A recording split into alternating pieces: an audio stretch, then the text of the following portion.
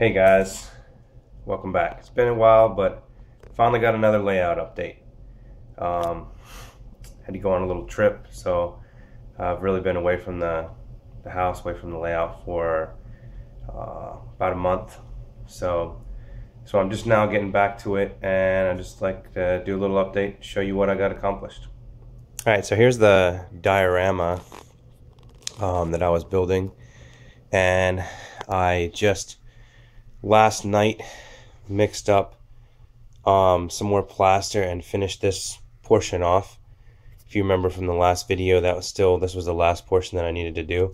And I also went over top of some of the other plaster cloth that was a little bit just weaker with a couple more coats of paper towels and plaster, just to make sure that it's nice and hard.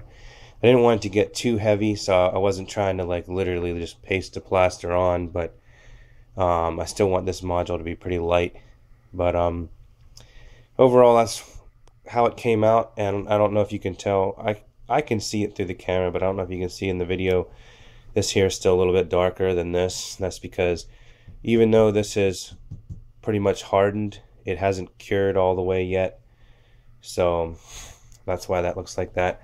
And this is diorama piece, as I said before, is really learning experience for me. This is the first time I did plaster on like nice sized mountains like this, and I don't really like this ledge here, so this is where that piece of foam was behind there. And originally I thought I'll just have this flat area here so that I can, you know, try some different methods for making the rock molds.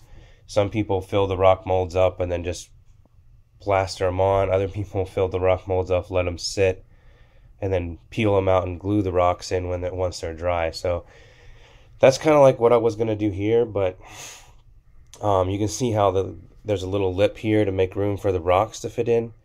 But here it looks kind of nice, but then it comes down to this lip, and that's not really, I've never seen anything like that in nature where it just naturally makes a little lip. So I think I'm going to take like a hacksaw or something and make a little bit more of a drop off there, and then I'll just put some more rocks in there, and it'll look a lot better. So that's where I'm at there. I have this piece of Bachmann Easy Track in place just to show. This will be the back side of the loop. I did a lot of work today because I actually switched out the tables that I have as my workbench. It's still kind of a little bit of a mess, but I'm in the process of organizing. Put my computer over here in the corner so that I can run my JMRI off of it a lot more efficiently. And so here you can see the progress on the main tables and the new design that I came up with for them. First thing that you can notice right off the bat is it's all one solid piece of foam, and there's no backdrop sticking up in the middle. One of the things that I found was, since these tables are 8 foot long and 30 inches wide, that if you fix a hard backdrop attached to each table, it really makes it hard when you're moving. And part of the point of having this layout built like this is to be able to move easily, and also to be able to reconfigure the layout for different situations where you might live. You live in an apartment, or you have a bigger apartment, or rent a house. But I got these tables pretty much done. I need to put an end strip on here that's gonna basically true this up this way to make sure that it's nice and straight. Right now I think it kind of goes up in the middle a little bit. It needs to kind of go up a little bit like that. But I'm really liking these new tables, or pieces of foam, or whatever you call them, I guess. So with this new plan, and you can see how light this is, barely shaking the camera as I can lift this with one hand because it's so light. I just used 2-inch thick pink foam, and instead of building benchwork, this really isn't benchwork. In fact, I don't think it really counts as benchwork. I just framed the foam. So these pieces here all they do is hold the foam up off of the table so that there's a place to put your wiring and, you know, in case the tortoise switch machines hang down a little bit too low or something like that, just to make it a little bit easier to work underneath here. The one thing I've found is if you use grade A lumber, which is nice grade A lumber, you end up saving money, because even though grade A lumber is more expensive, it takes only a few pieces of grade A lumber to do what you would need to do, you know, what you would need with all the crappy lumber that you could get if you're trying to pinch pennies and save money. So all I did was I cut these pieces. First I cut the foam. So everything is built around the foam. Unlike benchwork, where you would build an actual bench and then lay the foam on the bench, I started with the foam. And one thing I found out that was actually really cool is that you can cut foam with a circular saw, and it's not really that messy. Because the saw is spinning so fast, it doesn't really tear the foam. It really slices through it really nice. And my saw actually didn't cut all the way through the whole thickness of the 2-inch of foam, which was really nice, because then I could just break off that last little piece, take a little file and true the edge up. So I ended up getting a really nice edge from using the circular saw. And I don't have a hot wire knife or anything like that, so you know, my only other option really was a X-Acto knife, which I've used. But as you start to cut through the thicker foams with the X-Acto knife, it tends to wave around. So I cut the foam, and then I cut these pieces. I just laid the pieces on the foam and marked off how long I needed them. Cut them, used liquid nails. These are not held to the foam by anything but liquid nails. 3 pieces on each one, and then I ended up adding this end piece later so that I can put my front piece on, or my end piece on there. And then after I put those pieces on, then I framed the foam with these. These are basically 1x4s that have been planed down to about 3/4 by 3.5. So, and the result is the wood, because the foam will kind of bow.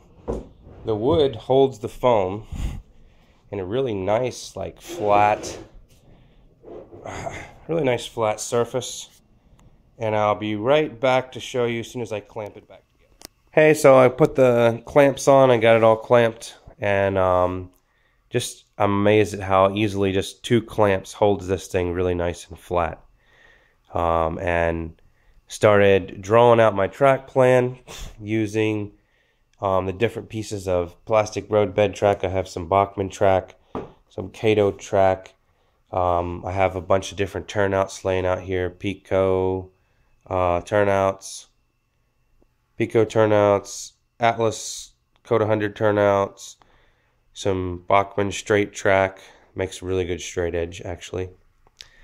Atlas track going around, just all different stuff. I have the auto rack sitting out here along with this Superliner car over here, because I had to determine how far apart I could set my tracks without the cars hitting each other going by. And this is nice, because when you trace the Bachmann track, then that gives you a perfect template of where to lay your cork roadbed. So you don't even have to buy enough Bachmann track for your whole layout. You pretty much need just like about 180 degrees. In most circumstances, it can be nice to have more than that, but yep. So I got all that track plan laid out. You can see over here, this was the biggest challenge, was this track has to come around here, and it has to have enough space, and it has to also have space for another track on the outside of it, which is going to come into this turnout. And then the track here, it has to meet up halfway in between, so you have a 180 degree turn. Hopefully I didn't make anybody dizzy right there. 180 degree turn, halfway into the 180 degree turn, which would be, or I'm sorry, I'm saying 180 degrees. It's a 90 degree turn. Halfway into the 90 degree turn, you're going to have, at 45 degrees, you have to have a 90 degree crossing so that this turnout here can go around and meet back up. The purpose to that is, like I said, this layout is designed to be portable and able to be reconfigured. So if I need to, if I want to, I can operate this layout without all the additional portions that I'm going to have, which this track here and this track coming off here are going to go around here, and there's going to be a 6-track staging yard that's eventually going to end up over in there where the diorama is. The other thing I did, I got the rest of the auto racks out, and I tried to measure from this turnout, because this is going to be the beginning of the big passing siding, mainline passing siding. Tried to measure to see how big of a train I'm going to be able to pull. And it looks like with 2 locomotives, I should be able to pull 15 89-foot auto racks, which is a pretty nice length of train for a room this small to be able to run. And I could pull a longer train than that, but that would be the longest train that I could pull and actually pass another train on the siding, which if one of the trains is shorter than the siding, then it doesn't matter how long the other train is. But I was also checking out over here where I am drawing the track plan for the where the branch line is going to meet up here in the town.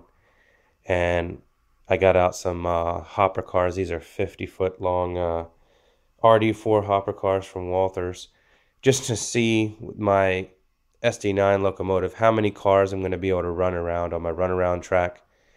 The mainline engines are going to drop off cars here, and then SD9 or other, small diesel locomotives will come down and, swap the cars out so that they can go on their merry way. But that's where they'll come down and pick up cars, get cars, swap cars out, and also they'll run around the cars here to go to the mine on the other side.